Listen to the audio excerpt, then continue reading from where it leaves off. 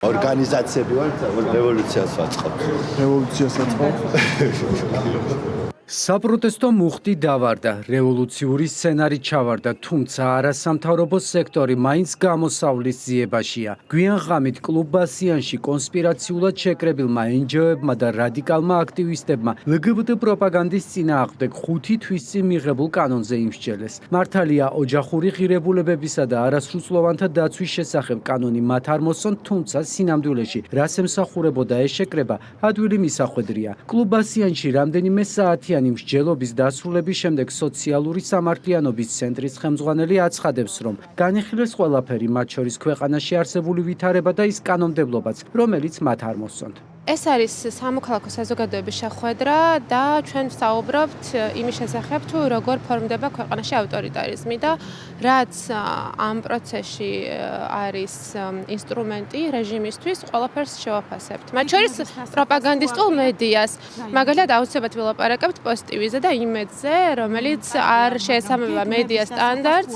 კონსპირაციულ შეხვედრას ესწრებოდა პოლიციის დაწვის მცდელობაში მსჯავრდებული და სალომე ზურაბიშვილის მიერ შეწყალებული ლაზარე გრიგორიადისიც. ის პირდაპირ აღიარებს, რომ მთავარი თემა, რაზეც ისაუბრეს, უწყვეტი პროტესტის გაგრძელებას ეხებოდა. ანტი-LGBT კანონთან დაკავშირებით ვისაუბრეთ. რა ისაუბრეთ კონკრეტულად? რაიმე გეგმები გაქვთ გაპროტესტებასაკენ?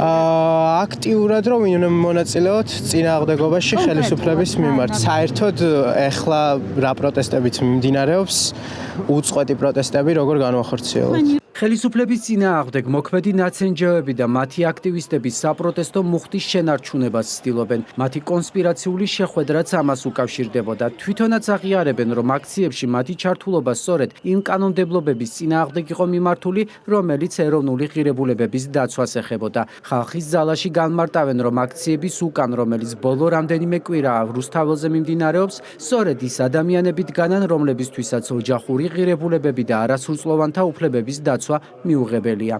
ახლა უკვე ჩუმად იკრიბებიან, მაგრამ მაინც იკრიბებიან საქართველოში ეგრეთ წოდებული თბილისი პრაიდის წარმომადგენლები და ასე შემდგომ, იმიტომ რომ უნდათ რომ არ არსებობდეს არასრულწლოვანთა დაცვის შესახებ კანონი და ზოგადად LGBT-სგან და ტრანსგენდერობისგან გადარჩენის კანონი. და მე შევახსენებ რომის პაპის სიტყვებს ყველას ამ შემთხვევაში, რომ ევროკავშირის გარეშე ევროპა არსებობს, მაგრამ ქრისტიანობის გარეშე ევროპა არ არსებობს. ეს არის რომის პაპის სიტყვები და ქრისტიანულ ღირებულებაზეა ზუსტად ევროპული ღირებულებაც და ქართული ღირებულებაც.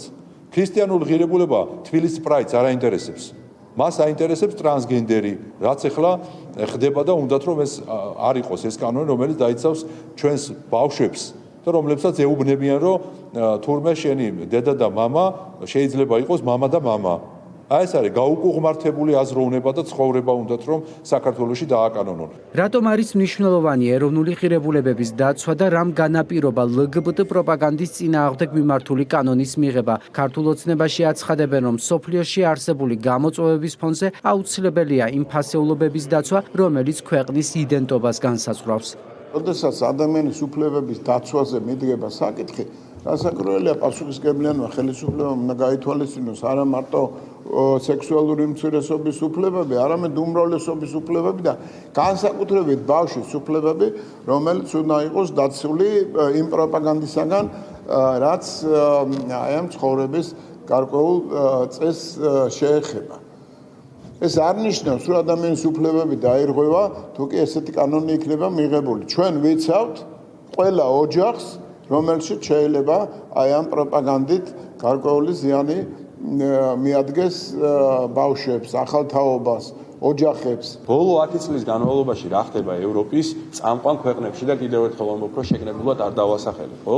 გაორმაგებული არის იმ ახალგაზრდების რაოდენობა, რომელიც თავს მიაკუთვნებს LGBT თემს და ზოგი არ არის ჩამოყალიბებული, რომელიც სქესის არის და ზოგს სქესია გადაკეთებული და ზოგის სქესის გადაკეთებას აპირებს საერთოდ. შესაბამისად ამ ყველაფერს ვებრძვით ჩვენ და ეს როდესაც მაგალითად საკონსტიტუციო ცვლილება გვინდოდა ჩვენ ამ თემასთან დაკავშირებით და საყოველთაო სახალხო განხილვებში ვიღებდით მონაწილეობას, ყველა რეგიონი შემოვიარეთ და აბსოლუტურად ერთსულოვანი იყო ქართული საზოგადოება, მნიშვნელობა არ ქონდა ამ შემთხვევაში ის ქართული ოცნების ამომრჩეველი იყო თუ რადიკალური ოპოზიციური პარტიების. ოპოზიციის მხარდამჭერი რადიკალი აქტივისტებისა და პოლიტიზირებული არასამთავრობოების მხრიდან ეროვნული ღირებულებების წინააღმდეგ ბრძოლა ბოლო პერიოდში აქტიურად მიმდინარეობს. რადიკალები ეწინააღმდეგებიან ყველაფერს, რაც ტრადიციებსა და ფასეულობებს ეხება.